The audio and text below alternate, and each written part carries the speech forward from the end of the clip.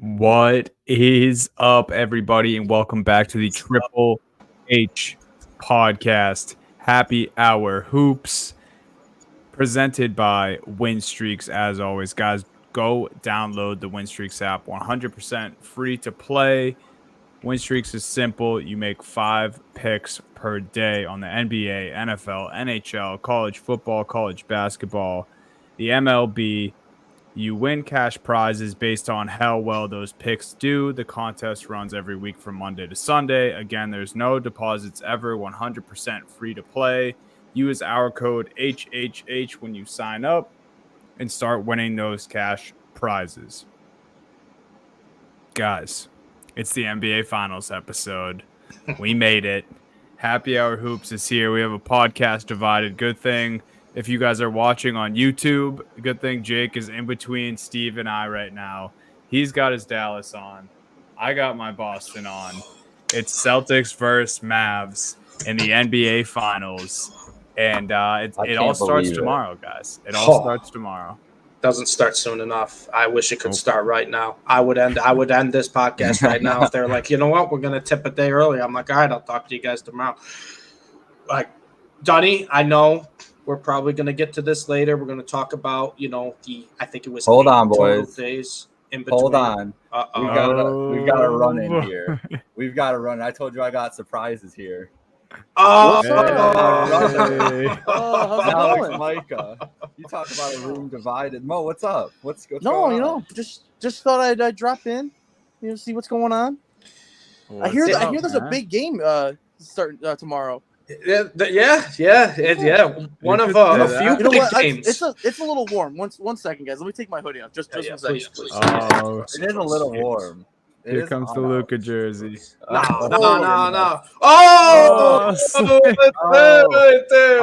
But wait. We got another. Fuck out of here. What you talking about? You thought we weren't going to even the odds? No. I want the hot tag. You're not going to make me turn against Slick today. You're not making me turn against, of all people, Slick? You're going to make me turn against Slick? I heard you got some futures out there, Steve. The futures have cashed. The futures have cashed. We did the exact finals matchup. We already cashed Slick. I thought you had an outcome involved in that. Then I'm glad to say I don't have to say fuck your futures respectively. Because we already made it. We're good. Yeah, we made it. We're good. We're good on the futures. Donnie, 36 to 1 odds. Thank you. Yeah, Thank dude, you. Just fresh incredible. back from Florida. I got the tan going. Stop the glazing. Yeah, you just look good. There's something about it. I don't know what it is. Yeah, it's all about that Celtic screen, man. Yeah, man. We're here. We've all been waiting for. I told the boys I had a surprise for them today. Did they know that I had 2 surprises for them? And a surprise for Mo, because Mo requested this. He said he asked for the time. He said, "Listen, let me drop in." I'm like, "All right, but I can't let them get the drop just on Dunny." So then I hit up Slick. And I said, Slick needs to come in and even the odds. And here we are. So fast. We got a 2-on-2 tag team match going on here. I love this. I love it, Jake. It's an excellent surprise. Let's start with our finals predictions. We're gonna kind of do this somewhere in the middle of the show, but let's do it with everyone here because that's better. Jake, start with you. You're the only impartial one here. Right on the spot. Yes. Whew. Well, man, I'm going to do it. I'm going to make 2 of these people very angry, 2 people happy. I'm going with, in 7 games, 7th game in the TD Garden, the Boston Celtics. Wow. I love it, Jake. I'm right sorry. side of history. Cop-out answer. Luka does really bad on the road, especially in closeout games. Really bad on the road in closeout games. JBC tuning in with his pick. Yeah, wow. Hashtag ban. Wow, that's aggressive. Where's the Bulls, JBC? Where are the Bulls? Sheesh. Steve's got haters on here, huh? You gotta have haters, man. It's a good thing to have haters, right? Oh, for sure, dude. I mean, doing something right. I've had 1 or 2 myself. Mo, you requested this time. What did you have here? You got your Luka Most of my time was I just wanted to drop in on Dunny, and I thought it'd be funny. That is mainly awesome. what it was. That is not the surprise I was expecting. Yeah. I loved it, honestly. Yeah. That's mainly what it was. I mean, you want my finals prediction? Yeah, let's hear it. Yeah. Mavs in 6. Mavs in 6. I think Celtics win game 1. They have the experience from a couple years ago. Obviously, I mean, not to say that like Luka and Kyrie don't have playoff experience or Kyrie doesn't have finals experience, especially, but I think Luka coming in, Derek Lively coming in, Gafford, none of those guys have ever been in a final situation like that. Game 1, and the Celtics have been great in game 1 this entire playoffs. But game 2, and we've seen it already be an issue for the Celtics in game 2 at home, and the Mavs have performed great in game 2s all playoffs long. So I think that's going to even up right there. And then I don't know. I'm not going to go game by game, but I think that's how your first 2 games go. They're going to split in Boston, and that's going to be Mavs in 6. All right. Okay. Slick. I have the opposite of Mo. I got season 6. They defend the home court 2 games in a row. I think Dallas finds their rhythm more so in game 2. I think game 1 we could see if there's going to be a blowout, I think it's game 1. I think the Celtics could just catch the Mavs really off guard game 1. Like Mo was saying, the experience isn't there. A lot of these Celtics have been in the finals not even a few years ago. So Celtics take the first 2. Mavs find their rhythm in the second. Get game 3 at home. I think the Celtics then steal one on the road. Then the Mavs steal one on the road. But Celtics don't take the opportunity lightly when they go back to Dallas and steal the championship away. Unfortunately, would love to see it in Boston. Although game 7, Jake, that prediction gets me nervous as hell. But yeah, I'm here for it. That's what we love. Oh, but from all I ever see is that Jason Tatum is the greatest game 7 performer of all time. You shouldn't be nervous at all. Oh boy, here we go. Most points. You would know. You Most said points. it, not me. Yeah. You would know, dude. You said it. Yeah. Steve, am I going or you? I'll go. I'll let you end it, Donnie. I'll let you close it out. I'm taking Mavs in 6.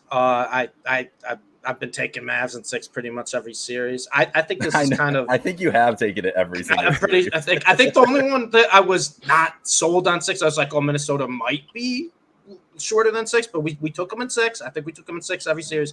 Taking Mavs at 6 again. I think Mavs actually get game 1, and the main reason is because I think of the Boston Celtics, who they've played in the first past couple series. You also have Porzingis coming back. We'll see how he gets moved into the offense or how they look with him. But let's be honest. They let Andrew Nembhard look pretty damn good in those past 2 games. Now you got Kyrie Irving and Luka Doncic to deal with. By far, the 2 best players the Celtics have to defend in these playoffs. So I think they steal game 1. I think Celtics bounce back big game 2. I think Mavs take game 3. I think Celtics take game 4. Oh, wow. We know who the king of game 5 is. We know who the king on the road in game 5 is. Luka. He's taking game 5 on the road. And then game 6. I think game 6 is probably the ultimate game here. If the Mavs don't close it out at home, I don't think they would close it out in game 7. As much as I love Luka on the road in the playoffs, I think the Mavs get the job done in game 6. Either way, though, I would be shocked if this series goes any shorter than 6 games. But I'll take Mavs at 6. I'm not. You think I was picking the Celtics today, Donnie? I've been hyping up the Celtics all year long. I've been hyping up for 2 years. Stevie Boston's dead. The Mavs are just going to rip your heart out. I knew Stevie Boston was deceased. It was a sad day. I mourned a little bit over the weekend, and we're back here now. I unfortunately for the Mavs fans in here, I have the same as Slick. I have the Celtics in 6. I'm kind of with you, Steve, though. I have a hard time getting a grasp on game 1 just from all angles, right? Mm-hmm. Like, obviously, you look at it like the Celtics had this big rest, but, I mean, the Mavs, for their circumstances, had a huge rest, too. Like, all the fans are feeling it. We feel it for a reason. It's just a long time between series ending and then the finals starting. So as far as the rest goes, I don't really think there's a true advantage other than the Celtics, being able to get Porzingis back. But that's the other thing. Like, what is Porzingis even going to look like in this game? Is it going to be a decoy thing where he only plays 15 to 20 minutes? Who knows? And yeah, I just think the finals, there's going to be nerves for everyone. I think it's probably going to be a little tighter. So game one, it's just going to be all the nerves from, what the fans have. And then I think just all the things I laid out. But I do have my Celtics in 6. Kind of interesting. I'm the only one going 7 games. This series is going 7, boys. Scott Foster's coming in game 6 and forcing a game 7. I'm calling this right now. They're going to warm Scott up, and he's going to get that ref assignment going into game 6. And you guys see the ref reveal on Instagram? Oh, the refs is everyone they want if they need to extend some games. Dude, you know what? The good news is these are both all the ref crews really are ones that the Celtics and Mavs fans have been like, oh, they don't favor us. Well, they got to favor someone. So maybe they'll call a good game. They don't like either team. Maybe they'll actually ref a good game. That would be nice. That would be wonderful. I just thought it was so funny. Like they never they made a full post for like who all the officials are going to be throughout this series. It's like, wow, okay, so you're getting this like on this route early, huh? Yeah. Okay. I think it's an issue in sports when just fans know the refs' names and they get upset when they see who's doing it. It's an issue in the NFL too, knowing who the game day official is going to be. Like hockey, you don't really have that problem. Like these guys, like they're not calling crazy games. Obviously, games get extended, but like basketball is just like it's so bad that it's notorious for that. And if it actually happens or not, whatever you want to say, but it's such bad that it's just out there that everyone believes it. Right. And then there's like 3 different specific guys who are all hated for different reasons. Yep. Yeah. Like, Right. We have Scott Foster, the extender. Tony Brothers, people just don't like in general. They think he calls a bad game. Zach Zarba. Is Mark Davis? Yeah, he is. Mark Davis is on Oh, there. God damn it. Yes. Oh yeah, they're all there. Dude, they got them all. Yeah, just Steve nailed it on the head, dude. It's an all-star lineup. Like if this is the all-ref team, this is it. Bro, and like you said, Donnie, Scott Foster is just never going to live down those Chris Paul allegations, man. No. Like, nothing is going to do it. Yeah, can I change my pick to the refs in 7 for my Refs NBA in Finals 7. prediction? That's a great pick. I'm just hoping they just let him play. Just They got let a him strong play. I squad. think both conference finals, the ref, even with some of these crews, most of the games they're kind of letting them play. I was gonna say, I've been pleased lately. Yes. Me I too. think they were really bad at the start of the playoffs. I think conference finals, there wasn't really one game on either Eastern Conference or Western Conference finals. I was really upset at how they ref the game. Obviously, you're going to get mad at calls every game. That's just how it happens. But I'm hoping they call the games like they did in the conference finals, where it's like, let them play. This is the playoffs. I don't want ticky-tack fouls. I don't want a little bump here and you're calling a foul. We want to see these guys play. I agree. All right, we'll get Slick and Mo out of here. Dynamite is starting up right this second, and so wait, hold it before you guys go. What is your Finals MVP pick? I was just going to say, I am going to go with the man on the jersey, lucky number 7. Oh, baby. Dark horse. spicy. We got the East. JT, as much as I love JT, just like hasn't been consistent as much as JB has in these playoffs. He's started to pick it up. He's started to look like himself. But JB's just been on a tear, man. He's looked like the best player on the Seas. I would love to say Derek White because I thought he was the unsung hero during the regular season. Just shut your mouth, Mo. But I think it's 35-1 for Derek White. And I've said this before. I said if you had said like I was like, okay, yeah. No, dude, I'm not picking Derek White for Finals MVP. I think he has a great impact, and he was the unsung hero for the Celtics for me during the regular season. But the guy that's going to win MVP is going to come down to one of the Jays, and for me, it's Jaylen Brown. Love it. All right, Slick, before you go, I need one favor from you. I think I can do that. We've been tight before this, Slick. You're not allowed to block or unfollow me on Twitter for the next 2 weeks. You gotta let it happen. You gotta let it happen. You just gotta let it happen. The banter comes with this. You know this. Yeah, come on. I appreciate you boys having me. Peace. Yes, sir. Appreciate Thank you, Slick. Slick. Mo, get your shit off. I can't hear you though. You gotta. You can hear me? Oh, Yeah, you can there hear you go. You're good. Okay. I'm obviously gonna go with the best player left in the playoffs, Luka Doncic. Left in the There it playoffs? is. You mean left in the league? you mean left in the league? You know, the argument's there. It could be said. But Luka's been otherworldly. I think this entire season. I mean, obviously, if the Mavs were the 2 seed, he would have won MVP. Yeah. And it's ridiculous. He probably should have won MVP anyways because I think they're a lottery team without him on that team. Realistically, averaging 33, 9, and 9 is insane. And the fact that he came in 3rd in voting is ridiculous. And obviously, just in the playoffs, he showed that he is the top player in this league. He is of this ridiculous caliber. And if they win the series, it's going to be because of him. Yeah. Obviously, I mean, and even looking at Kyrie, he's had 3 good games in the playoffs so far. He has, really as a non-factor in a lot of these games, or he showed up in losses. First halves. Yeah, or he showed up in losses for him. Yeah. So, I think it's Luka, and then that's what would be a fun game. Donnie, I'm not going to tweet at you at all. I'll just tweet out into the void, and if you see it, you see it. I'll see them. I'll see them when I'm feverish. He's got notifications on. You know he's got the notifications on for. Especially if it's a loss, I'll be feverishly scrolling, just anger, doom scrolling, and I'll come across them, I'm sure. But all respect, Mo.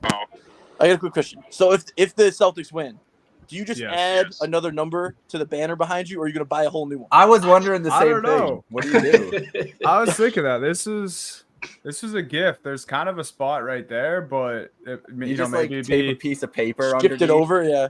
I was gonna say Sharpie, but you guys have a better idea. I should probably not ruin the banner that I have. But yeah, that's a good. If we do win, I'll do it. Maybe I'll do that on the pod. I'll get a piece of paper, some tape, just like I did to my Kyrie jersey, and turn it into a Pritchard jersey on the back. Piece of white tape. That's gross. Yeah, I wore it to a game, and it was a Celtics Nets game when Kyrie was still on the Nets, and it got a lot of laughs. But I haven't worn it since then. Gotcha. I'm kind of over that. We'll get to it later on in the episode. All right. Well, thank you guys for having me. Thanks for Thank you. coming in epic fashion, dude. That was awesome. Oh, thank you. All right. Have a good one. Later, Mo. See you, buddy. See ya. There it is. Loved What a it. surprise. That was What a all surprise. Mo's idea. It was all Mo's idea, but I'm like, I can't have Dunny just outnumbered on his own show. Yeah. Like, that's just fucked up. So then I hit Slick up today. Of I was like, course. Slick, here's the idea. Mo came to me with this, so I need you to lock in. I'm going to bring you in, and we're going to jump Mo with it. And it just worked out. That's why I was trying to get. So he didn't know about Slick. No, he had no idea Slick was coming in. So I got it. That's Mo got one on you, and then I got one on Mo. It was like a perfect thing. That's why I was trying to get. We started this a little late, and that's why I was like, "Damn, I got to get home. Because I knew both those two wanted to lock in for Dynamite starting 6 minutes ago, and I had like a finite amount of time to get them in here for 15 minutes. But we made it happen. I love it. But I forgot what my last surprise. So I'll be back in 2 seconds. You guys keep going. Oh, I know his last surprise. I know what his last surprise is. Donnie, where do you want to start? Where do you want to start? We get to talk about the Celtics and the Mavs for a whole podcast. Yeah, this is awesome. So It's fantastic. we already started out of order because we're going to do our predictions later in the show. So let's just stay out of order here. And I want Jake to chime in on this too, but this is more of an exercise for us anyway. So let's try to guess each of our team's defensive matchups. So I'll go through the Celtics starting 5 and say which player I think will start on which Dallas player. And then then you do vice versa. Can I just say something? Yeah. I think there's going to be a lot of switching in this. I think on so both too. sides. And then the classic, chess match, game 2 could be completely different who they start out on. But I think just to start the series, who do we think will be matched up with who? Yep. I think, both of these teams like to switch as much as they can. Yes, absolutely. Obviously. I did want to ask you, though, do you think Gafford starts in game 1 of this series? Yeah, I think he starts because it's worked. Even though Lively, when both healthy, especially kind of coming down the stretch of the season, and especially in the playoffs, will play the majority of the minutes kind of in the second half or, more of those important minutes. I feel like it just kind of works for the Mavs with Gafford starting at the beginning of games. And it kind of gives them a little more flexibility having Lively come off the bench too. It could be a situation where if Porzingis is 100% fully back, they might adjust later on in the series in games like 2 or 3 or something. I knew that was the surprise. I could tell you right now, for all the audio listeners, he's got the Kyrie Irving Celtics jersey on. Shout out, Jake. I knew that was the surprise coming. Now this really is a podcast divided. It really is. Jake's right in the middle. He couldn't be more in the middle right now. I love this, man. But yeah, Dunny, to your point, I do think Gafford will start probably the first couple games, and even if he does start for the entire series, I expect Lively to play the most minutes of the two. Okay, I like that. So I'll try to start then. Jake, just to fill you in, we're gonna go through the defensive matchups for each of our teams. So I'm gonna say who I think on the Celtics is gonna be covering the Mavericks starting 5 to start game 1. We both kind of came to the conclusion that, these will change probably within the, first few minutes. And definitely, after game 1, I'm sure both coaches will make adjustments. But I'll just go from point guard down. So on Luka, I think Jaylen Brown will get the nod to start on Luka. I think they're going to try to play him as much as they can to start games on Luka. And then, depending on how much he's cooking, and whether or not, you want to exhaust JB for an entire game, I think he'll see a steady diet of Drew and, Derek in some instances, even Tatum. I think Brown will start on Luka. I think Drew will start on Kyrie. I think Derek White will start on Derek Jones. I think Porzingis might be on Washington and maybe Tatum on Gafford. Weirdly, Missoula likes to do this thing where he has Tatum on bigs, especially to start games. And I don't know if it's just to it's almost like the opposite of hiding a guy in the defense, right? So I think a lot of times we see that where if you have a big who can't really play outside, but you have a defender with size who can't really do too much, you'll kind of stick him on the big and just hope you can kind of disguise him.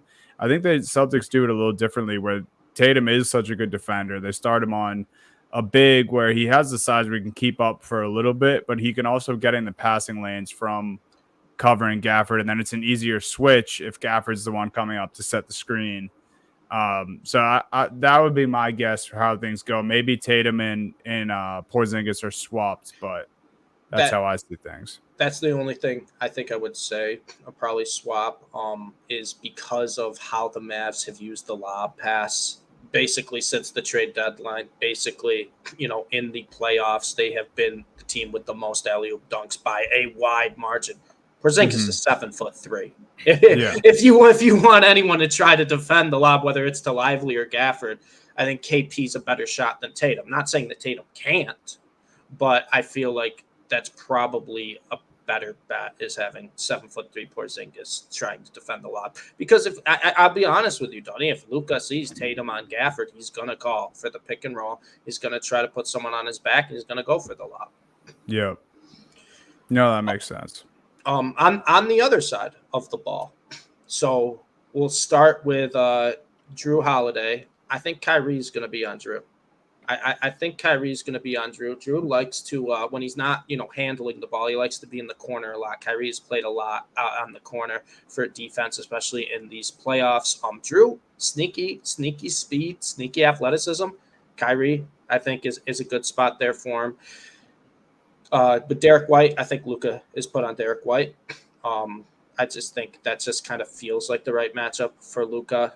Derek White, very good player. He's a catch and shooter for the most part, right? He'll have his mid-range, he'll drive, but catch and shoot, that's kind of been the guys Luka has been on in the previous series, guys who are going to be on the catch and shoot. You saw him on McDaniels.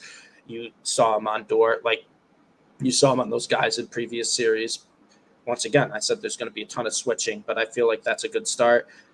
I said this before the series happened. I said this before the Western Conference Finals were over, Dunny. I think the Mavs have two of the best defenders to go up against Jaylen Brown and Jason Tatum in terms of how they match up. Derek Jones Jr. on Jaylen Brown. You want to talk about athleticism with Jaylen Brown? Derrick Jones Jr. is just as athletic. He is long, he is quick, he is fast, and he gets in passing lanes. And he will be probably the best player on the Mavs at just contesting your shot, maybe not blocking it, right? Maybe not being an overall shutdown defender, but making every shot difficult. Derrick Jones Jr. has done that every single series so far. I think he's a perfect matchup for Jaylen Brown. He matches with his size, matches with his athleticism. PJ Washington and his length on Jason Tatum. Jason Tatum, one of the best difficult shot makers in the NBA. He can stretch the floor well, too. And PJ Washington is fantastic at closing out on the three-point arc. He's also very, very good down low when you're trying to score on him. In terms of Tatum when he drives, I love that matchup, Washington on Tatum. I think that's going to be one of my favorite matchups to watch. They call it P-Jail for a reason. And he's been putting everyone in P-Jail, man. It's going to be an absolute blast to watch PJ Washington and Jason Tatum go up against one another. And then, Gafford / Lively. I'll say Gafford because I'm imagining he's starting. I think on Porzingis. You're going to have the size mismatch one way or another because Porzingis is a 7'3". It doesn't matter if you put PJ on him. It doesn't matter if you put Gafford on him. Lively will be the closest because he's 7'1". He'll be the closest to match with size, so I do expect him to play more minutes. But regardless, I think Gafford will be on Porzingis. But like I said, there's going to be a lot of switching, especially with KP, because of if he's fully healthy, Dunny, he's going to stretch the floor. He can hit as deep a threes as anyone in this series. So that could pose a big threat. But I do like Gafford starting off on Porzingis. Probably the weakest link matchup right there, I would say, on the defensive end. But you got to put someone on him. Yeah. No, I like it. I think we're pretty much in lockstep with what we think about our teams. Something that I'm just asking for and kind of just want to see as a basketball fan, not even necessarily a Celtics fan, because the foul trouble thing scares me. But I want to see at least one game where we get a heavy amount of Luka and Tatum covering each other, because I think just even if we get just a few big possessions where they go back-to-back scoring on each other, like I think that is what the person who's not a Mavs fan, who's not a Celtics fan, is tuning into the NBA Finals for. These two on the biggest stage. I know, and I'm fine to say this too. I know that the pretty much clear consensus around the NBA is that Luka is the best player in this series. Is that Luka, is greater than Tatum, which I would agree with, but put them on the parquet at the same time doesn't mean they can't have crazy battles. Doesn't mean that, Tatum can't best Luka on any possession and vice versa. So I'm just super excited for that as well. Yeah, no, absolutely. I will say that's only going to happen if there's a switch. To be honest with you, Tatum's not coming up the court. If he's holding the ball in the match, we're putting Luke on him. If PJ Washington's on the court before a switch, that's his guy. And I also think with the Celtics too, if Luka's coming down the court, I think it's Jaylen Brown. That's what I'm most interested in, is what are the matchups that they're going to hunt for.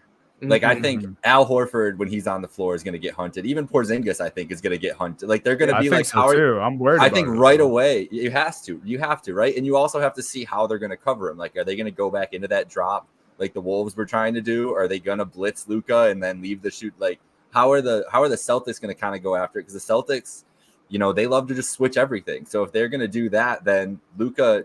I wonder, I can't remember what pod I was listening to earlier this week, but talking about Kyrie screening on the ball for Luka and they haven't done that a lot this playoffs. Right. Were they waiting for like the right time to do it? That's something I'm interested in. And then for the Celtics, same thing. Like, how many times can you get a switch where you have Kyrie on Tatum or Brown in a situation? Like, they're going to be hunting Kyrie a lot in those matchups too. Absolutely. I would imagine.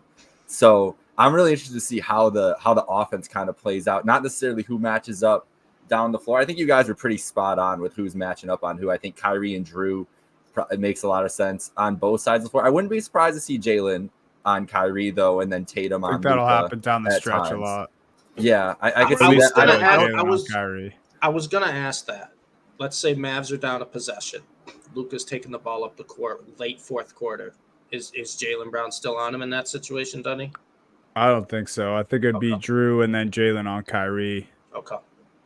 Yeah, I think we'll see a steady diet of Drew on Luca anyway, but I just don't. I don't think they're gonna want to do it on too many consecutive possessions because then Luca It's hard because he doesn't like Drew's biggest advantage. I feel like is he has size on a lot of the guards that he's covered. He has no size advantage with Kyrie. He's not gonna be able to bully him at all, like the way perimeter on Luca. He should be fine. You know, that's what's so great about this series is, and you could say that about 4 guys in this series.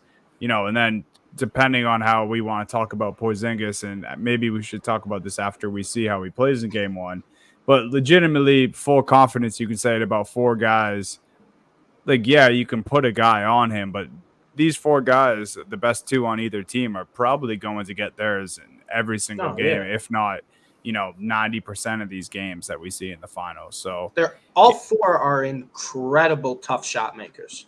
Incredible. And ISO scores and can get their own off the dribble. Like it's So you could say this is the best defensive matchup. You can blitz them like you said, Jake. You can try to double, you can try to switch, you can do whatever you want. But at the end of the day, Dunny, we've watched these guys for about 6 years. Like they're going to make the baskets when they're just on, they're on. And I think it's kind of overlooked because of how dominant the Celtics have been. And like I said, it almost kind of hurts them because they just haven't had too many close games in the regular season. They had a sweep and 2 5-game series in the playoffs, and everyone's say, "Oh, it's because of the injuries." Like you watch the games, like it does not matter what the other team's doing defensively. I mean, Jaylen Brown and Jason Tatum will make contested shots over and over and over again, and so we have, obviously we know that with Kyrie and Luka, and they've shown that in these playoffs. But we have probably 4 of the top 10 players in the NBA right now at contested shot making. Yeah. And that you just segued right into our next topic here, Steve. Let's go ahead and rank the 10 best players in the finals as a podcast because everyone else is doing this. Jake's the tiebreaker. Yeah, I like that. I actually don't think we're gonna have much of yes, this is quite the episode. I mean, it's the NBA Finals. We got to spice it up. Just taking it in for a second. This is insane that this is year 3 of this podcast. Well, year 4, I guess. Yeah. Going into the 4th year, Dunny and I started as finals, a pandemic pod. Yeah, because we started going into the playoffs. This is Steve's 2nd full season here, and we're already we had literally the only playoff matchups we could have with our teams in this season. We had the Cavs and the Celtics earlier on, and then you guys in the NBA Finals. It's crazy. Insane. It's insane that it worked out this way. Look at us. Who would have thought? Insert the Paul Rudd gif. So are we starting top down, Dunny? 1 to 10, or are we going 10 to 1? Let's go 10 to 1. That's more interesting. That makes it a little more of a debate in these later ones. It's also challenging to start with 10 because I feel like someone's probably going to unfairly get left out here. I have my 10. You're not. All right, say it because. All right, so I'm putting Derek Jones Jr. at 10. I'm putting Derek Jones Jr. at 10. Mainly because, like I said, I think he's one of the best defenders at just making your shot contested every single possession. The effort he shows on the court on both ends is unmatched. His athleticism, like I said, I think he's almost as athletic as Jaylen Brown. We've seen the type of dunks Derek Jones Jr. can make, and he's been making his open shots in these playoffs. He's been a fantastic addition, a guy who from the start of this year with the Mavs and to now in the NBA Finals has kind of just improved over the course of the season. I have him at 10. I'll tell you who my 10 was between, if that makes it easier for you to debate. I had him over Horford and Gafford. I love Big Al. I love Gafford. I think Derek Jones Jr. brings you more of a complete player. Okay, my 10 was going to be Horford. I do think, especially like importance on these respected playoff. Well, importance is tough because Al came up fucking huge when Porzingis went down. But no, I think I'm fine giving Derek Jones Jr. the nod there. Horford was my thought for 10 as well, though. Cool. Jake, any final words? Are you cool with Derek Jones Jr. being the 10? Yeah, I think he's gotta go over Horford just for how he's been playing. I think, but listen, Al Horford is going to have a game in this series where he has 24 points and hits like 6 threes. Like I know that's going to happen. I don't know if Derrick Jones Jr. is going to have that in this series. He definitely could too, but I expect it from Al Horford back in this thing. Yes, I agree with that. That's a good JPC. one. I got to admit, that's a good one. JPC. Steve can't even count to 10. We got to stop. That's why we're counting comments. backwards. Got to stop showing his comments. All right, Tony, I'll let you kick off number 9. Oh, this is tough, man, because I think there's tiers. I think you put a few names here, and I'll be okay with it. I mean, I feel like you might think this is too low, but what my mind is telling me right now is that this is Derek Lively. I don't hate it. I actually honestly could argue PJ Washington here at 9. And would you put Lively ahead of? In terms of talent, it's close. I'll go with Lively at 9. I think the way Lively's been playing and his importance on the court, what he's done, how well the Mavs have played with Lively in the lineup versus without him in the lineup, gives me kind of the bump there. But we'll go Lively at 9. Derek Lively, you know what? We got to be honest with him. He's a rookie. He's super, super young. He played one season at Duke, and now he's in the NBA Finals. He has been another one like Derrick Jones Jr. who has just improved from the start of the year to now. I mean, I told you guys last week, I was like, I don't think it's crazy to say he's the 3rd best rookie in his draft class behind Wemby and Miller, where he could really make a case for number 2 in a year or two. He's done everything I've wanted. I mean, his rim protecting is unmatched. His offensive ability, and the only reason, Dunny, why I was kind of almost leaning him over PJ Washington is I haven't seen a big at his age. Obviously, we're excluding Wemby because Wemby's the exception to every rule. Yeah.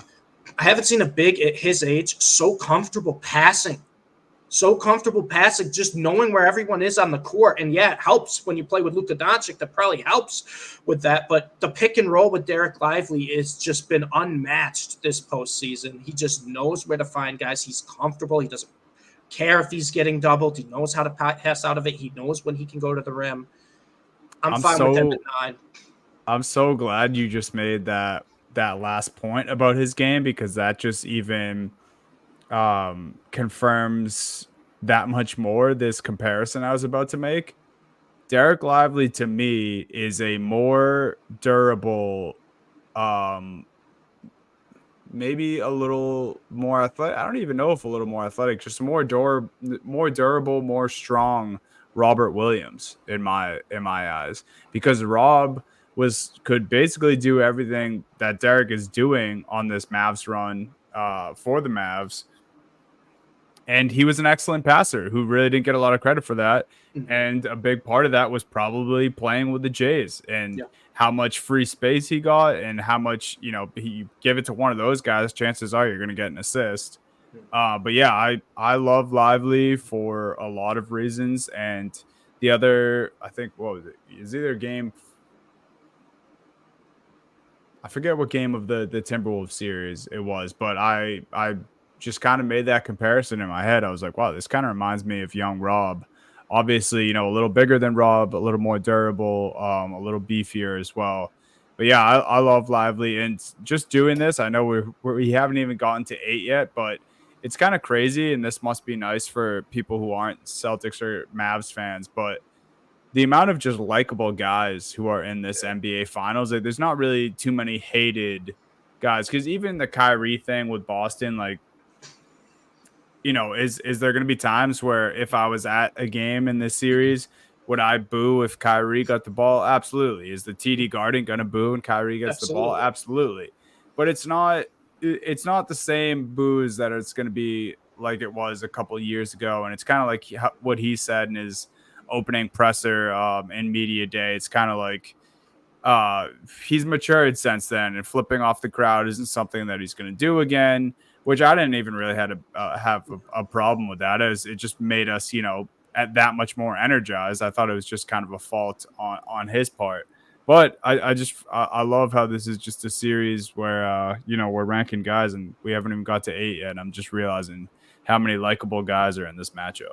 Absolutely, and like you said too, Donnie, with Kyrie, is I feel like almost the public perception's kind of changed on him a little bit. Where now he's a little older, now he's a little more mature, and everyone's kind of almost rooting for Kyrie now because they love seeing him like enjoying basketball again. They love seeing him playing well, and before everything that happened with Kyrie off the court, before everything happened in Brooklyn and Boston, Jake knows this as well as anyone in Cleveland. He was one of the most exciting basketball players we've ever watched. Just the stuff he could do. So it is very cool. The only other person I guess you could put, not in the same reason for the Kyrie category, but for some reason there's just this media perception of Jason Tatum, and I can't stand it. Just the media perception and I call it the most casual fan perception is that just Tatum isn't as good as he is because he's punished because he was too successful when he was young. Yeah. But other than that, you're right. I mean, Luka is gonna be the villain by third quarter game 1. That crowd's gonna turn on Luka. Once he starts bitching in the halfway through the first quarter about some call from whoever the ref is, Tony Brothers tomorrow. Starts yelling at one of the fans. Have it. Yeah. And I think he's gonna do it on purpose a little bit to get that heat off of Kyrie. I think Luka, that also just fuels him. Yes. He loves it. Exactly. That's what I was going to get to is LeBron, like when he was with the Heat, talked about how much he hated being in the Villanova. He's like, I tried it. It wasn't natural. Oh, it's the exact opposite for Luka Doncic. Yes. Like Luka fucking loves every second of it. So I think he's going to do that. And it's smart to take that heat off of Kyrie and kind of just let him exist in this game and do what he's going to do. Because I think Kyrie is not going to really want to, he's going to want to just play ball, like you said. But I don't think he's really going to try to be that villain flipping off the crowd. I don't think he's stepping on Lucky. Maybe he goes near Lucky and it's like a little joke or something like that. But I don't think that stuff's happening from the Kyrie side of things. And to your point, Jake, with Luka, like he's been playing professional basketball since he's 15. And some of those atmospheres and those stadiums that he's been playing in back in Europe, crazy. So you're right. He's used to it. He loves it. And he's talked about it. He's the fireworks going off. Yeah. He's been open about it. He absolutely loves it. He goes, I love playing on the road. I love when fans are chirping at me. He's like, yeah. He's like, yeah, I hear them, and it makes me want to play better. So, of course. Yeah, he in media day today, Luka had a comment about the Garden and how he was excited because the fans are good for their team, and he's already just plotting, saying some nasty shit to the crowd. And it's awesome though. It's like I feel like our game needs guys like that, and I don't want this to come off the wrong way, so I'm going to preface it by saying, obviously, people who say obscene shit, and everyone knows what is and what isn't crossing the line if you're a sane person, those people should get kicked out of the arena, when they do that kind of stuff. But it is nice when we can have fans yelling out at players and players yelling back at fans, and it's all within the lines, and it's all, no one's crossing any moral lines or anything like that. So I like that we have guys like Luka in the NBA who can do that. So shout out the players in this series. And Donnie, you forget Luka has the get out of jail free card because he can just say I was speaking Slovenian. Yes. Oh, what did I say? I was just speaking Slovenian. Yeah. I love that he does. Which he's already tried a couple times. He does that multiple times. Like, no, Luka, we clearly heard you. And there's probably very few people in Boston who know how to speak that language, so he might be safe. Is it crazy if I go 3 straight Mavs here? I was thinking this is probably where I put PJ Washington. That's what I had too. Yeah, like I said, they were in tiers, and I kind of had Lively, Washington, and we'll get to 7 in the same tier. But yeah, Washington's fine here. He's been unbelievable. I don't think being at really 7 on this list is a disrespect at all. I think that talks about A, how good the Celtics are, and B, how talented this NBA Finals is going to be. But PJ Washington, man, I can't say enough good things about him. You guys know I liked him when he was in Charlotte. He was one of the guys I was hoping the Mavs were going to target at the deadline. They got him, and he's exceeded all expectations already because we knew PJ Washington could be a streaky scorer. We knew he's a pretty good defender. I didn't know he was this good of a defender. And the one thing that I didn't know about PJ Washington, dude, he's got that dog in him. You want to talk about toughness. You want to talk about someone who will not back down from anything. You want to talk about someone. We talk about how Kyrie and Luka step up in the fourth quarter. PJ Washington will be 0 of 6 from the field and then hit 4 shots in the fourth. This guy some guys just have that in their DNA. Also, he getting fouled on the 3 in the OKC series. He closed out the series for them. He was 50% from the line in the regular season with the Mavs. And then in the playoffs, he's knocking down everything. I mean, I can't say enough good things about him. I could talk about PJ Washington for 15 minutes, so I'm just going to stop. I love him. He is probably going to be, I guess you still have to slot Kyrie in there as who the Celtics fans are going to hate. Celtics fans are going to end up hating PJ Washington by the end of the series, I think. Oh, yeah. But it's good. It's good. You need a guy like that. What was that? The Clippers series when he just did the stand tall thing, crossed his arms. That's when I was like, all right, they have a playoff performer on their hands. I liked that. I liked when PJ did that. So PJ at 8. Who you guys think for 7? You might disagree with me here. I'm putting Porzingis at 7. Okay. I would go Derek White here. I like White a little bit better overall than Porzingis. I think White kind of gives you a little bit more. I had Drew at 7, so we're all around. We're all across. Okay. Go ahead. You go first, Jake. Why do you have Drew at 7? Because I'm curious. It's no hate against Drew. I just think that White and Porzingis can bring more in this series. Porzingis is the real wild card here because we don't know what his health's going to look like. But if we're just talking about talent level, I think, they're a little younger than Drew. Not that he doesn't really show the age or anything like that. I just don't think this is a great series for Drew Holiday specifically. Like if we're talking about this specific series in this finals and putting it about it, I think White's going to have so many open opportunities from 3 that if he doesn't hit them, like Steve before we start recording, like Derek White could be, a 30-point game a couple times just because he's getting open threes off these looks from Brown and Tatum. And then Porzingis he's the real wild card, the real X factor here. And I think Drew doesn't have that offensive upside. And what he does defensively, I think Kyrie has the speed to kind of Kyrie's played decently against him in their career. I think he's got the speed to kind of make life tough for him. And we kind of talked about it with Luka earlier, that he's going to be able to body up on him. And then what is Drew? So in that case, here we go. In that case, is Drew going to cover like PJ, or is he going to I wonder what they end up doing with Drew. And I don't think he's going to be a liability by any means, but I just think the upside's a little lower than the other two. What you said about White shooting open threes, I think that could be Drew, because we saw how good Drew was from the corner 3 this year. And if there's one thing I can take away from these Mavs playoffs negatively, they gave up so many open corner 3 looks. We saw the game McDaniels had. We saw the looks the Oklahoma City Thunder were getting. They gave up way too many. We saw the looks the Clippers were getting back in the first series they played. The corner 3 has kind of been like the kryptonite for the Mavs, these playoffs, where it's just like guys are just getting open looks. If they make them, you're in trouble. And Drew Holiday, to me, he's been making his corner 3s all year long. And the only reason I would disagree with Drew at 7 and I put him above White and Porzingis, defense, man. I know he's got the toughest matchup where he's usually, with his size can dominate guards. And now he's got Luka, who's bigger than him. And I think we'll see Drew on Kyrie a good amount in this series. But Drew Holiday, to me, on-ball defensive guard, there's not many better, if anyone better. I got to give Drew the bump there. Also, too, you can kind of play through Drew, right? He can facilitate the offense a bit. He plays bigger than his size, even though he's a big guard. You can't really do that with Porzingis. And White, you don't really ever play through him. He's a great guy, but the offense is never. Sometimes you don't have a choice. He just hits everything. Exactly. So that's where I give Drew the edge. I don't think I can put Drew at 7, so I'm down to go Porzingis here at 7 because I actually like the point that Jake made for Drew, but I like it for Porzingis because of the injury.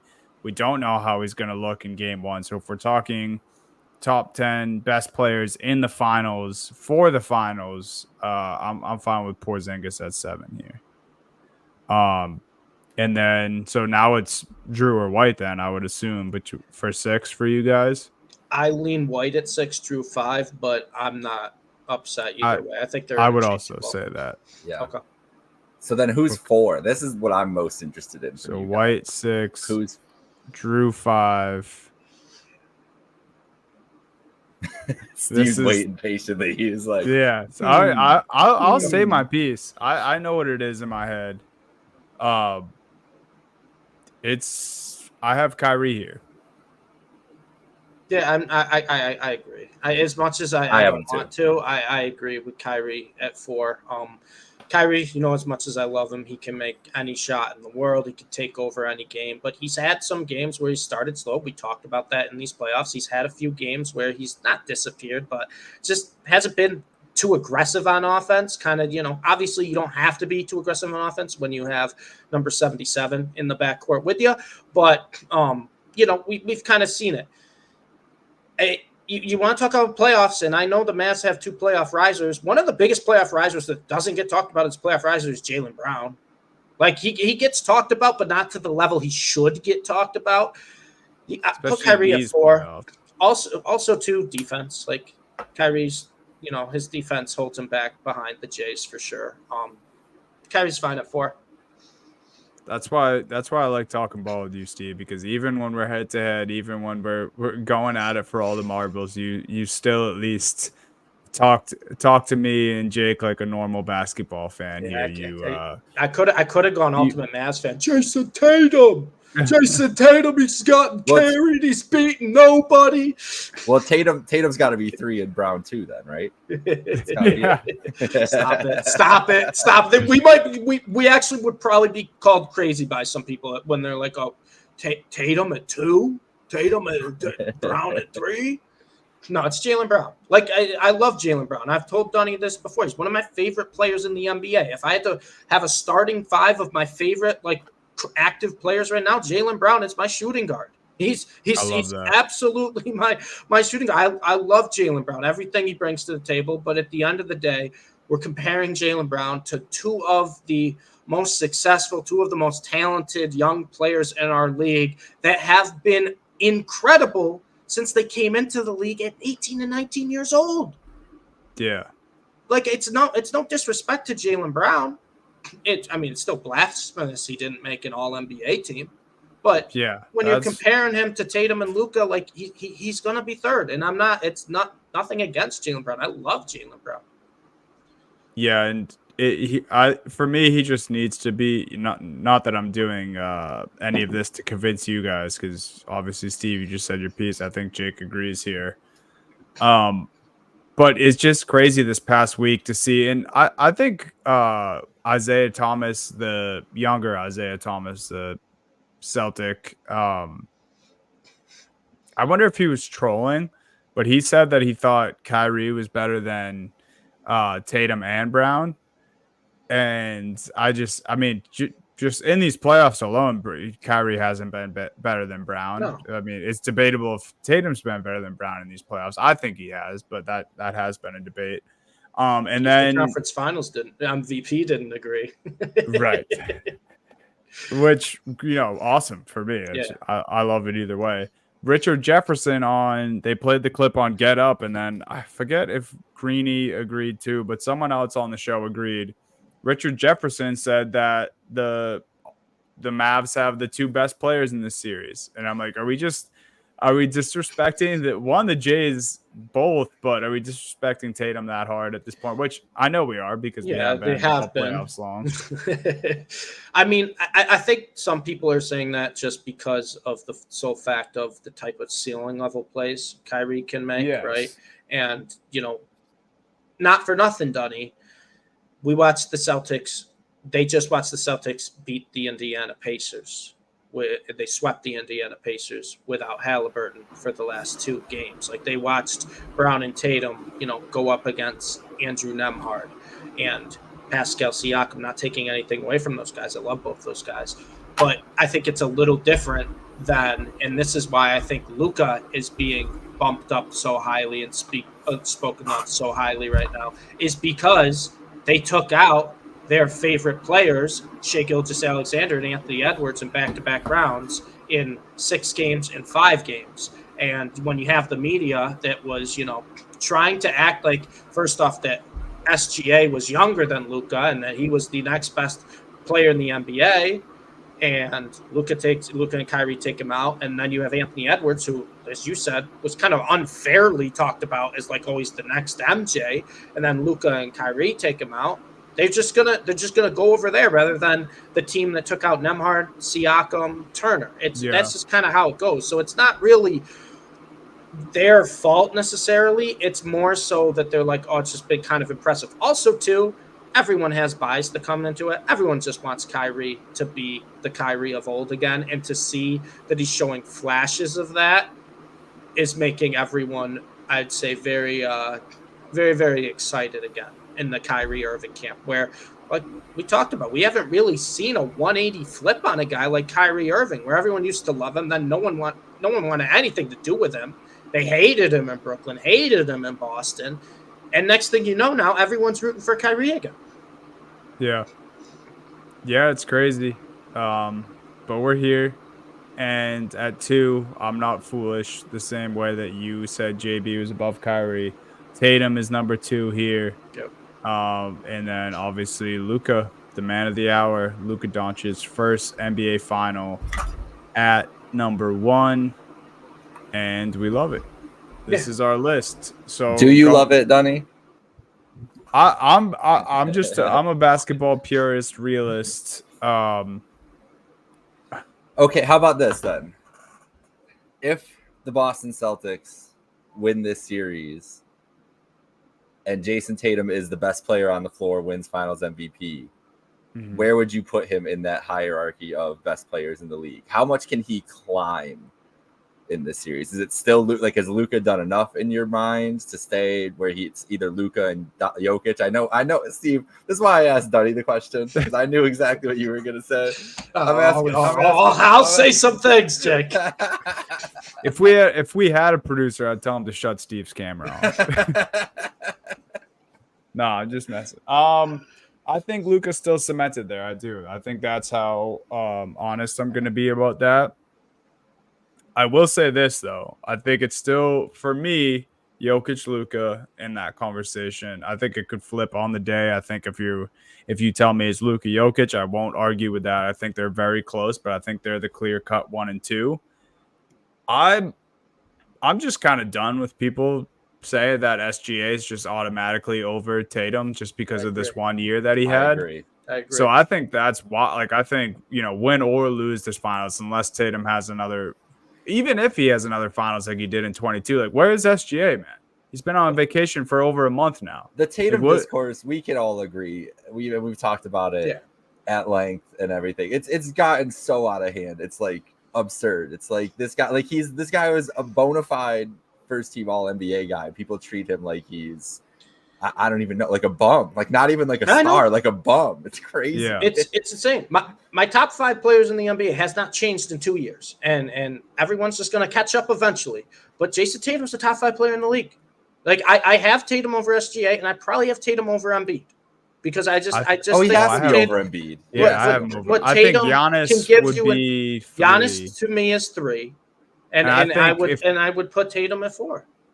I would put Tatum at 4. I think to answer Jake's question completely, I think if Tatum has the ring, wins Finals MVP, nearly outplays Luka, or is neck and neck with him as far as play goes in these finals, I'm fine to start having the conversation with Tatum and Giannis, because they're matched with rings. I understand Giannis is the more dominant player, but as far as defense goes, I'd still give Giannis the edge, but Tatum's no slouch.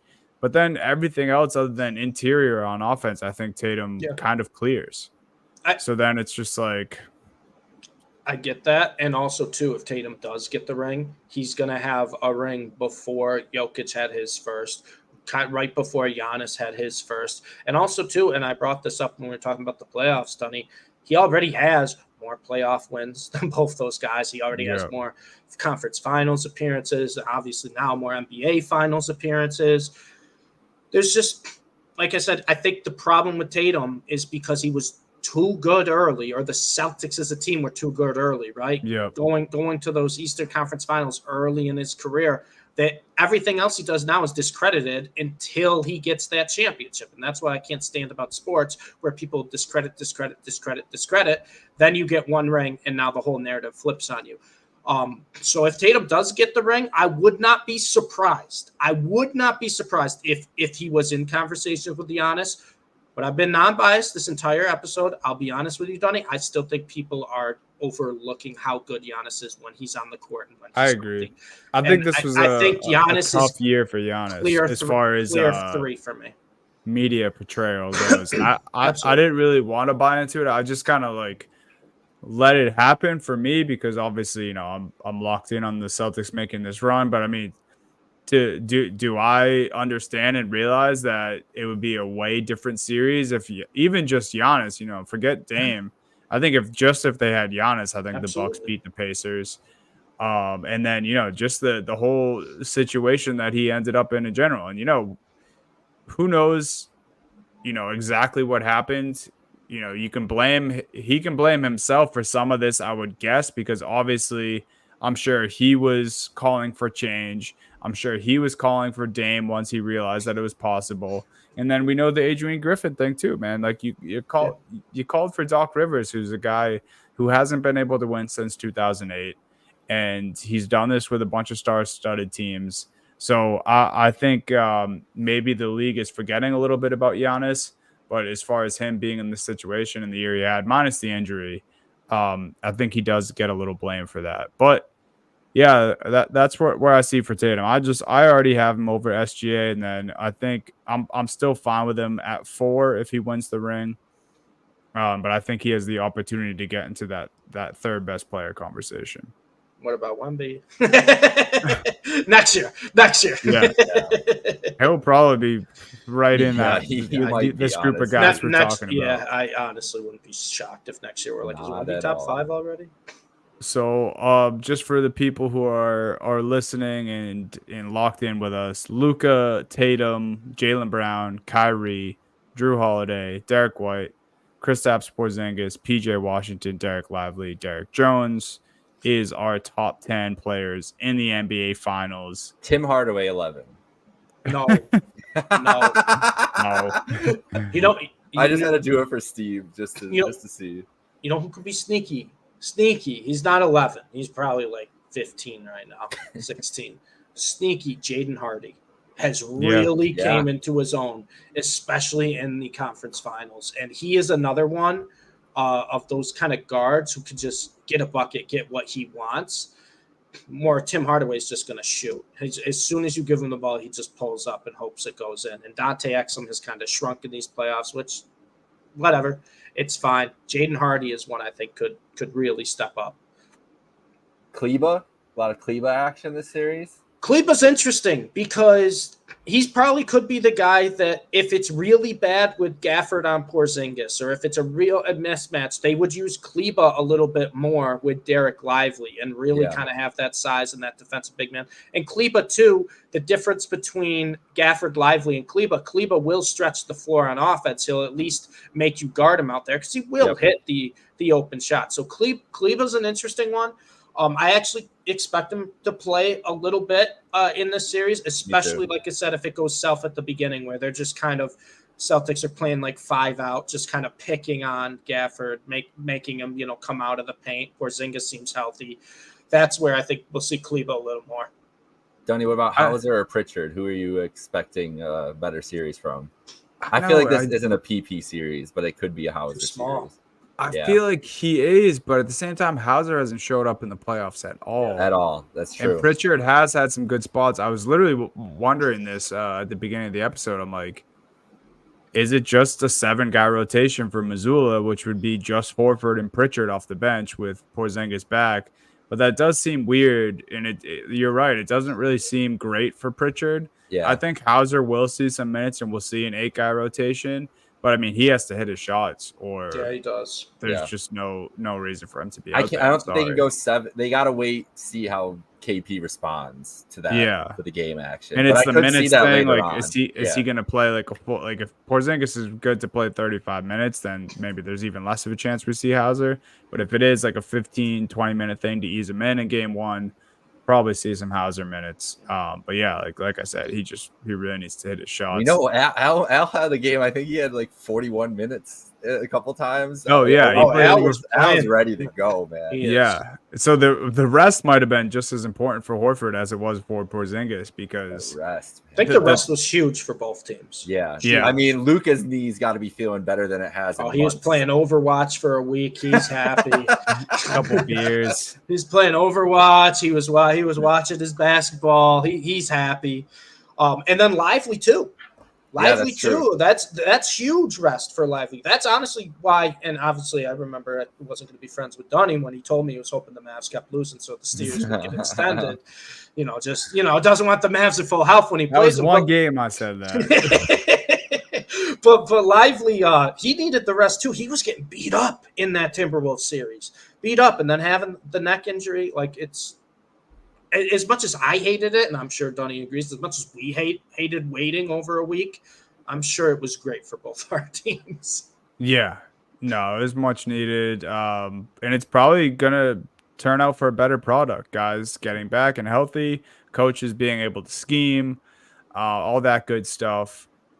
Before we end, I have a bunch of final storylines in the doc that both you guys can see. There is a number of them. We've kind of touched a little bit on all of them actually, but why don't we each just pick one? We'll talk about it quickly, or if you guys have a different storyline that's not here, please choose that if you'd like. Yeah. And let's kind of try to end the show with that. Either you guys want to start or you guys want me to go? Go ahead, Dunny. No, actually, yeah, let Jake go. Yeah, I can start. I think the biggest storyline here is it's not on here actually, and it's what I kind of touched on earlier. It's both the Luka and Tatum factor as the superstars because their performance in this series is going to shape a lot of narratives as the years go on. Now, Luka has done a lot more in the public's eye, at least, to kind of garner some goodwill. But if he has a couple stinkers and has some bad shooting performances, mostly the only Luka stinkers can be inefficient shooting and then opportunities for people to call him a ball hog and that kind of shit. But if he has a couple of those games and the Jays play great defense on him, as well as Tatum having like a great series, there's going to be some interesting Luka conversations going into the summer and next year and everything else, because who knows what this roster kind of looks like in the next couple of years, and who knows what, when teams are used to them and can defend them, what it looks like. And then as for Tatum, obviously, we've laid that out earlier too. Like the Tatum has the most to gain and the most to lose in this. If they lose this series, no matter what he does, he can put up 40, 15, and 10. They lose this series, he's going to be called a fraud. There's going to be all this talk about, can they really get it done? All this other stuff. But if Tatum is the finals MVP and they win this series, it's going to quiet a lot of people. And I just think it's a really interesting, just looking at it from the lens of where those two are in their careers and the narratives and everything else around them. It's really, it's kind of rare that you have two young stars who we all just said are top 5 players in the NBA, bona fide, no question, kind of going for their first ring at about the same time, entering, not even really in their prime yet. Like they're both about to really hit the prime of their careers. Right. And so I don't have the research like in front of me, the finals that's happened before, but it feels like it's a once in like a every 10 years, 15 years kind of finals where you have these two guys. And so, yeah, like Tatum and Brown getting one is interesting. Luka trying to get one, the Kyrie redemption story, all that stuff is really interesting to me. But I think it's just this, it's a star-driven league, and seeing these two kind of up against each other and what they both have represented for this season is really interesting, because so much shit gets shaped out of what people think happened in the NBA, or so much of what people think gets shaped out of the NBA finals. And these two can do so much or hurt themselves so much in this series. I think Luka hurt less a little bit, but it's still like it's just going to be crazy to see these two. And it's just crazy that they're in this moment. And we talked about it a little bit in the conference finals too, where it was like, there was all the graphics of look at these stars, look how young they are, everything else. But the two biggest stars were Luka and Tatum. And now they're here in this finals head to head. It's a really awesome moment. If you are an NBA basketball fan, enjoy this moment, because who knows?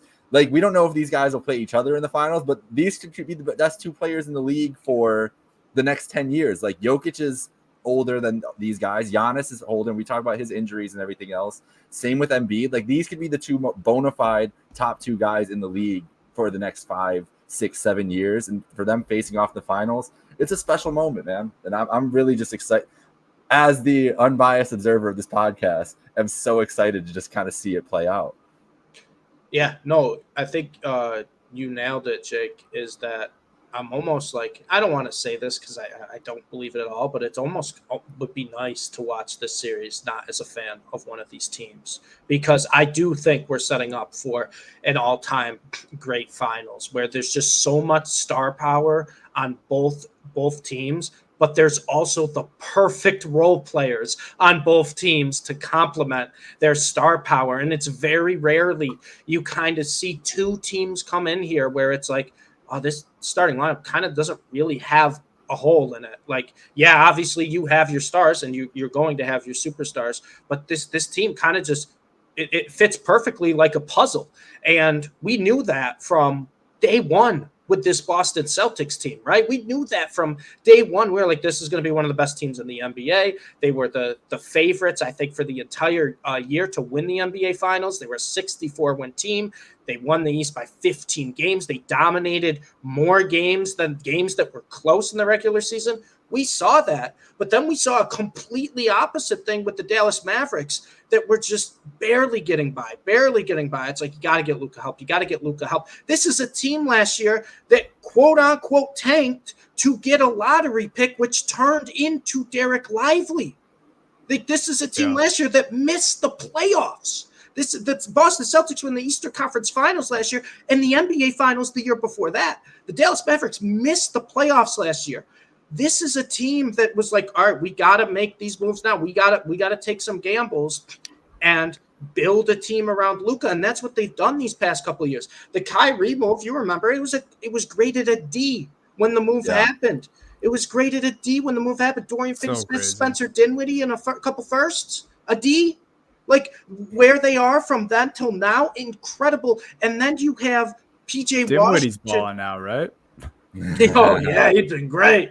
And then you have the PJ Washington move, which when I was talking to you guys during the trade deadline, I'm all taking victory laps over the PJ Washington move. And I don't know if you guys remember my exact text, but I go on Twitter. I'm like, holy shit, they got Gafford too. That was just a move that just kind of went under the radar. It's Yeah, like, oh my God, they got Daniel Gafford too. Right? Yeah. Like, I didn't even see it. And it was like, it wasn't talked about. It's like, they got Gafford too. Just guys that just made this team better. The Mavs players have improved, I mean, night and day from the start of the season to the deadline and now in the NBA Finals. And it's just a puzzle that kind of fits perfectly together. So if I just had no rooting interest, no fan interest in this Finals, I think you're right, Jake. As an NBA fan, say what you want about Tatum, say what you want about Luka, because I know they were two of the guys that got the most disrespect by the media during the regular season. Luka kind of, like we said, overcame that with his wins over SGA, his wins over Anthony Edwards. But say what you want, this is shaping up to be an all-time great NBA Finals. Yes, and that's really one of the storylines that I'm looking the most forward to, because I want to try to take the individual players away from it and just kind of look at how these two teams match up, where how did we get here? Where the Boston Celtics has been this team that's so close, that close to becoming a dynasty. They just need to win the big one. And then everyone's going to do a 180 on them and talk about this team as, oh, is this a dynasty? How many championships can they get? With the Dallas Mavericks, this is a team that last year when they missed the playoffs, you're like, oh my gosh, is Luka even going to want to stay in here? Like, what are they going to do? Was this Kyrie move a disaster? They missed the playoffs. Like, this is a team that went to the Western Conference Finals the year before against the Warriors, and now they missed the playoffs. Like, sky is falling. What's going on? They nailed their draft pick. They nailed their deadline moves, and then all their role players are just getting better. Derek Jones Jr., Jaden Hardy. I mean, Derek Lively. I know he's the rookie, but still, they're all just getting better. PJ Washington was unbelievable for him. And now, if the Mavs win, we're not only just talking about Luka is kind of, all-time great conversation because he's going to have more success than pretty much anyone at his age with all the accolades and everything. But we're going to talk about this Mavs team as, the average age is very young. They're 25.9 average age. Their core outside of Kyrie Irving. Like, people don't realize Luka's 25, Gafford's 25, PJ's 25. Like, they don't realize Derek Lively's 20. Like, they don't realize this is a young team too. So that Mavs over under next year is going to be. Oh, it could be disgusting. That wins total is going to be crazy. It's going to be nuts. It could be disgusting. But that was actually a question I wanted to pose to you guys last week. I completely forgot about it. If the Mavs had their team, right? They had their team at the start of this season. Are they a 60-win team? Oh yeah, they're on. What are they? 60-win regular season they're team. On a 67-win pace since they put this team together. I think that they win 60. Yeah, at least high 50s, and I think that they're like the top 2-3 seed, like we were talking about with Wolves. Like they're in that mix thoroughly. So that's what I'm looking forward to most. Is besides the individual players, besides the greatness of Luka and Tatum conversations, I'm looking forward to like the teams that win or how they do in these finals. Talked about is, do we have a dynasty on our hands? Yeah. Is this team going to be a problem? Because I think you can make a case for both teams. Yeah. Before you go, Donnie, AJ Spolsky, he's Batavia Daily, Bills beat reporters. Thanks for hopping in, AJ, and following along with us. Yeah. And same thing. So excited so excited for this series. Thinks the Mavs could win. Celtics are due in the best team in the league. He did pick Celtics in 6 earlier in the thing, but that's exactly what we're talking about here, like about how fun this series is going to be for just like anybody observing that. Even, I mean, you guys too, like as fans, like it's going to be such a fun series, such a fun back and forth. But specifically for just NBA fans, it's going to be great. And like you said, it's the legacies that we're talking about too. Like that's what makes it fun when you get to the NBA finals, is there's so much like those accolades, all those all NBA teams for Luka doesn't mean as much, but if he gets that ring in a finals MVP to add to those all NBA teams, I know we're getting crazy with the Luka all time talk then. Like you can kind of start like picturing it like, well, if he keeps doing this, gets a couple more, like the combos he's going to be in are nuts. So, and I want to take nothing away from the Boston Celtics. I know everyone wants to disrespect their road, but bring this Boston Celtics team was 64-win team for a reason. And not only that, like everyone talks about, look at the road Luka went through, the Clippers, the Thunder, SGA, the Timberwolves, and Anthony Edwards. Celtics would have went through that road too. This is Luka. This is the ultimate test. This is like when you're playing a video game, you beat the Timberwolves, you're like, I beat the boss. And then it goes, the platform moves up, and you're like, wait, what's this? And it's the next stage of the boss, and you're like, this is the final boss? This is what I've been preparing for? Like, that's what the Celtics are to me. Dunny knows. I'm not biased when it comes to this. I have said for pretty much almost 3 years, the Boston Celtics have been the best team in the NBA. This is their chance to prove it. Yeah. And that's why my favorite storyline is probably just the Tatum and Brown thing, selfishly, just because it has so many different angles. Like, and it's been 6 years. Like it's been so long too. And like these guys have had like all the battles. It's easy for individuals and a duo to kind of give up and go their own separate ways, especially when the entire country and national media and every time you turned on the TV a couple of years ago, they were telling to split these two up. And I'm glad we have a smart man like Brad Stevens in the right seat in the Celtics organization, where he realized how special these two wings are, and kind of before their time, because it just seems like this is the way the NBA is going, where you just want skilled wings who can do a little bit of everything and play on both sides of the ball. And that's exactly what Tatum and Brown are and kind of have been since they entered the league. Obviously, polishing their game every year they've been in. But, I mean, Tatum's rookie year and Brown's sophomore year, they battled LeBron in 7 games in the conference finals. And now here they are, several years later, going to their second finals in a 3-year span. We already kind of talked about what a ring would do for Tatum. How about what a ring would do for Jaylen Brown? I mean, this is a guy who's averaging 25 points per game in the playoffs. It's not like he's hanging on to Tatum's coattails and this is, him just kind of getting a ring willy-nilly. Like, this is a ring that he will also have earned.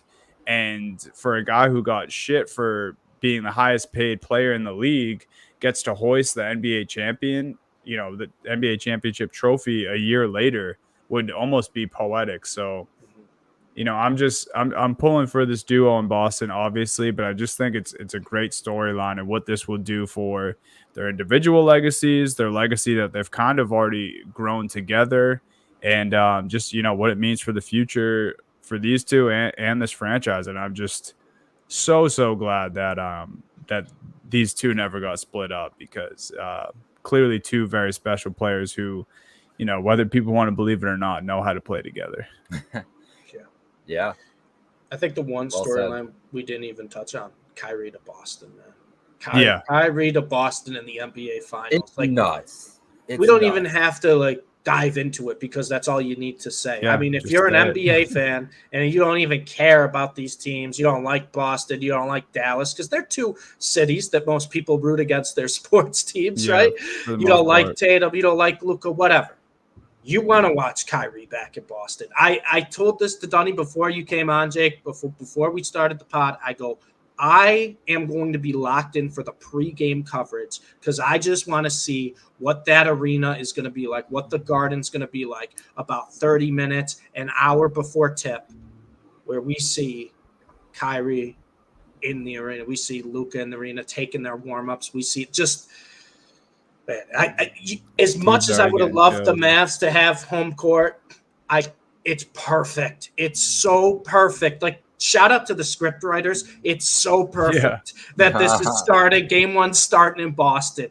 NBA Finals. Kyrie returns in Boston.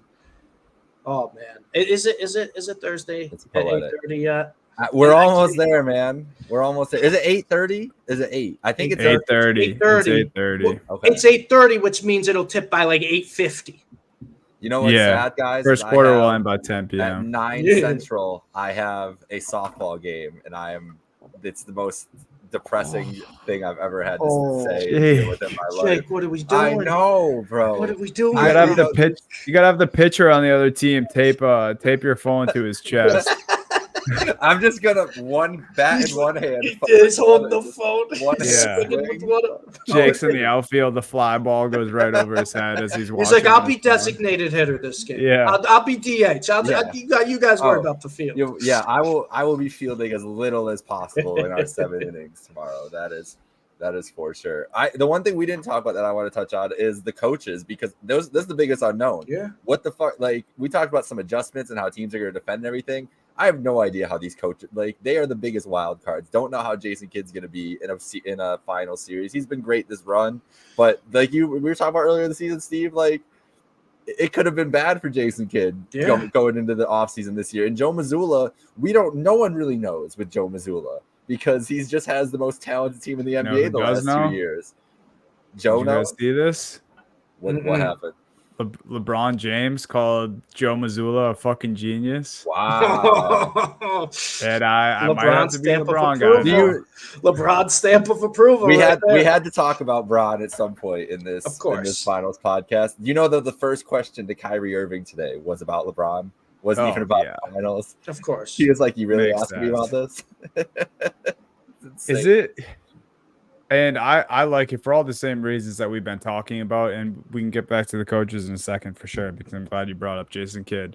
But it's funny because we talked about how all the guys in this finals are likable guys, and Kyrie just doing a 180 like Steve said, and now he's all of a sudden likable again, and he's saying all the right things at media and talking about how, his time with the Jays was great and they're his brothers and they're so much better than when he left them. And Tatum and Brown kind of saying similar things about Kyrie. And, Luka kind of denying that him and KP have problems. I feel that the guys that might be being a little too nice. And I hope this kind of changes once the game starts, which I think it will, just from style of play. in general, but media day has been a little too cushy for my liking to this point, I think. Yeah, I will agree with that. I will also say too, like there was never really bad blood between the players. There's bad blood between the No. city of Boston and Kyrie, but there's really never any bad blood between these players. And we're still coming out of the LeBron era of buddy super teams, kind of. You know what I mean? Where it's like, oh, I'm going against some of my best friends tonight, where they're getting drinks after the game and something like that. Like we aren't in that like kind of era where it's just like, oh, I hate my opponent, I hate him, kind of like the 90s were. So it is a little strange, but like you said, Donnie, it'll all change once they tip. And it's one of those things where I think nowadays we've gotten to the point where players can be competitive on the court, and when they're off the court, they're fine. And I think that's kind of what you're going to see. Like you said, Donnie, you're going to hate PJ Washington. The Boston fans are going to be. They're going to probably like within a quarter go from, oh, we're no longer like yelling at Kyrie. We're just going to yell at Luka. And Luka's going to love that. Like you said, he embraces that role. And on the Celtics side, Tatum and Brown by nature are kind of like quieter guys. They're kind of like quieter guys. They're not really a lot of off-court distractions all with them. They never really say anything too crazy in the media. They're kind of quieter guys. But I'll tell you what, once they start playing, they're going to play loud. And you know what I mean when I say they play loud. So you have teams that are going to show emotion on the court. I don't think necessarily it's going to be bad blood, but it's the NBA Finals, and what's going to make it, I think, almost feel like they're going to hate each other once we get a couple games in the series is how bad Tatum, Brown, the whole Celtics team knows like that they need it.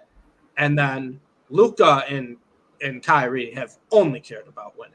They're starving for everything is just about winning one game after another. And the one thing I will say about Luka Doncic, which you can argue that might be a little different with some of the superstars now, is he gives that kind of old school feel where he wants his opponents in these big games to hate him. He wants to get his bother his opponents. He wants to be that guy, and he wants to win at all costs. I mean, Luka, he said it in the Clippers series. He's like, if this is a regular season, I'm probably out for a week or two. He's like, I'm not missing this game. Yeah, that's where I think we'll start to see kind of the competitive and bad blood. The most hated man in Boston is going to be Kendrick Perkins tomorrow night on the pregame show. That is 100%. That's my bet. He just digs himself into the weirdest holes with the Boston fans, man. Not even just Boston. He's got beef with me now. Today he said that Chris Bosh was a better player than Dwayne Wade during the Heat run. He said Dwayne Wade was not the best running mate for LeBron. It was Chris Bosh. He's out of what are we talking about, bro? He started taking the Stephen A pills when he got to ESPN, bro. He makes Stephen A look tame. This is a guy that said Anthony Edwards was the best player in the league, like before the Western Conference Finals series. Yeah, it's like, dude, like let's pump the brakes a little bit. It's crazy, man. Jake, did you have any more on the coaches? I know I kind of cut you off because I got excited about LeBron calling Missoula a genius. No, they're just wild cards. I don't know what to expect from them when it comes adjustment wise and everything else. I'm excited to see how the chess match from them. Because who knows? Maybe the best coach on the court is going to be calling the game for all we know. You never know. Just saying. True. JJ in the booth. I love it. I will say the clip that LeBron was calling Missoula a genius was JJ Redick brought up a point from the game 1 overtime Pacers Celtics. Celtics were up by 6 in overtime, and Missoula elected to foul TJ McConnell. So either way, it was a 2-possession game still, because the most he could do is hit 2 free throws instead of making a 3 and making it a 1-possession game. And JJ kind of broke that down. And LeBron was like, oh, I must have missed that when I was watching the game. And he was like, damn. He's like, the more I see about this Joe Mazzulla guy, like Joe is a fucking genius. And so now I guess I have to like LeBron. Full circle for Dunny. Full yeah. circle for Dunny before these. It's like Kyrie Irving. And then the other thing, Missoula had a quote today where they asked him, about the lights being bright on the final stage and something, or like if they're brighter now than they were the last couple rounds. And he goes, unless they change the bulbs and the lights in the arena, then it should be just as bright as the last couple rounds. So Shout out. I love Missoula. He sticks to his shit, man. He doesn't really break character for anyone, and it should be interesting. I think Kid in Missoula. The one thing I'll say about them as coaches is they're probably both underrated at this point in their coaching careers. Yeah, I agree. I guess that's a little weird to say about Missoula with just all the success in his first 2 years, but I still think it's true. And then I might as well bring it up now that we are talking about it. But Jason Kidd has the opportunity to win a ring as a player for the Mavericks and now as a coach for the Mavericks. He's getting a statue. If he wins, he'll get a statue. Probably. He'll get a statue if he wins. I think the only other person who's done that is Bill Russell, and he did it at the same time, I think, if I'm not mistaken. I think he was a player coach and won the championship. But I can't think of any other coach that's won a ring as a coach for a franchise that also played for that franchise and won a ring.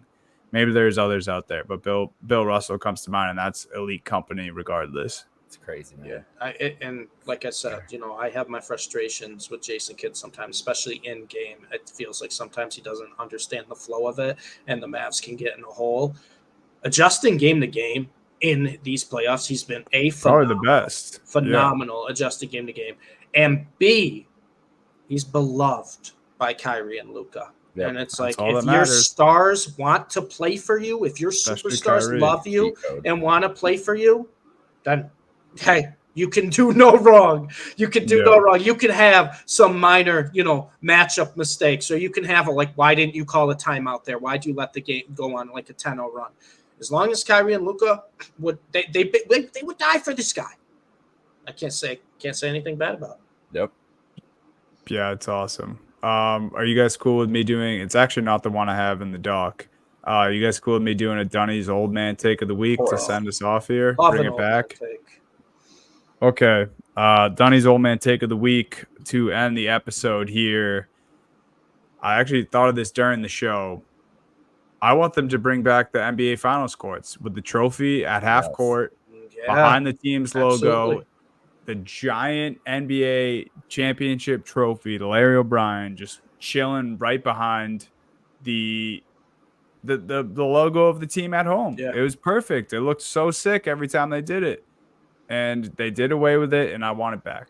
Let me jump onto this for your aesthetics wise, because my old man take is that I saw today the Celtics are wearing white in game 1, black in game 2, too, and then the Mavs decide they have to wear their dark jerseys at home, and so the Celtics will be wearing white and white game 3 and 4. No green? Get a Celtics green jersey in the green game is absurd. Are the Mavs wearing what? Blue in game 1? Though? I didn't see what the Mavs are wearing. I'm assuming they're wearing the dark blue and the black. They gotta win. They gotta wear the black. They gotta wear the black city jersey, man. Those are so nice. Yeah, that upsets me, man. We gotta have the Celtics green in the final. My biggest pet peeve is they really just need to do white at home, dark on the road. Yep. They really just need to stick to it in all sports. Yeah, you just need to, hockey does it best. They don't do white at home anymore, but hockey does it best. They make you pick your jersey at the beginning of the playoffs, and they say, this is what we're wearing at home. It can be your third jersey if you want, but once you pick that jersey, that's what you wear. I like that. I didn't even know that. I wish and Nike's never going to do that with the NBA, but it just drives me nuts, and it drives me. It's so sad that this, why can't the Celtics wear the green against the black jerseys? Just do do both. There's not green and black. You can tell even the green and the dark blue. You can tell them apart perfectly fine. Yeah. So that's my old man pet peeve. I don't have an old man take. I just have something I got to get off my chest. Because Donnie and I are both going to see it. The NBA is classic people overreacting. We're going to see overreactions to every game, every play. And I just want to put a little reminder that to everyone overreacting, everyone's saying, oh, Luka's trash, can't make a shot, or oh, Tatum's the 4th best player on his team. He disappears at the big moments. Everyone's saying that. Just remember that your favorite team, your favorite players, is doing the same thing you're doing, sitting on the couch watching the NBA Finals. Yeah. Get him. Completely agree, man. It's gonna be fucking awesome. We'll be back next week in the middle of this crazy series. Oh, that could be a there's tough one. Lots of time between the games, so we'll So what is our schedule? We've got Thursday, Sunday. Is it Wednesday? Tuesday? Will be going into game 3. Okay, so it's okay. Thursday, Wednesday, Friday, Sunday, Monday. Wednesday, Friday, Monday, yeah. And then Thursday, Yep. Sunday again. Yep. Crazy, man. So this is it. Here. We made it, guys. NBA finals are here. They start tomorrow. We went over the storylines. We gave you our top 10 players. We had a little ambush at the beginning of the show. It was everything on Happy Hour Hoops tonight. So thank you all for listening, watching. Go follow Trainwreck Sports on all socials. Follow us at Happy Hour Hoops 1 on all socials, and don't forget to download the WinStreakz app. WinStreakz is our proud sponsor. 100% free to play. 5 picks per day on the MLB, NBA, NFL, NHL, college basketball, or college football. You get up to 5 picks per day. You accumulate points based on those picks, and then you win cash prizes. Use our code HHH in the referral code spot when you download the WinStreakz app. And thank you guys all again for listening. Later, guys. Luka 34, 8, and 11 getting his MVP.